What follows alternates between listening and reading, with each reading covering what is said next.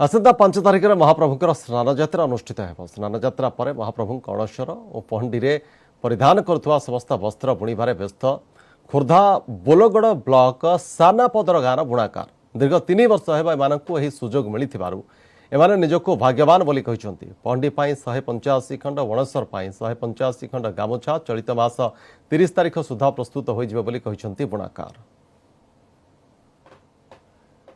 5 तारिख में श्रीजू स्नान यात्रा रथखला चलचंचल अन्यपटे खोर्धा सानपदर बुणाकार भाई मैंने चलचंचल हो उठी।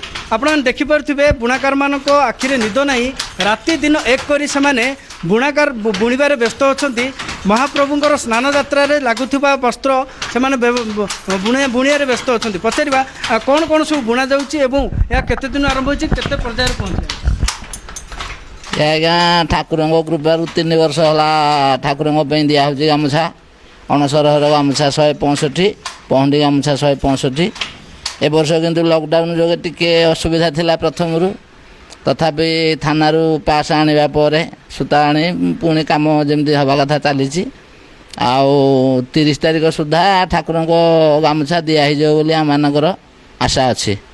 आगुरी आम समस्त कम करती आ मो पिला माने भी करती मु भी करे फैक्ट्री आसिक बुणुचु आ कौन हौ जगन्नाथ आशीर्वाद अच्छी आम से कम पाइचु। आ 3 वर्ष है गामुछा अणसर गामुछा आ पहंडी गामुछा आ निज हाथ में आम तैयारी करछु। आम बहुत अधिक समय परिश्रम करछु घर काम सारिकी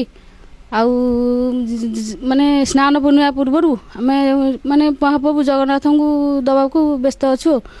आम मन धन्य मन करछु। चलित वर्ष लॉकडाउन सते महाप्रभुंर काम बहुत सुरखुरी चलती।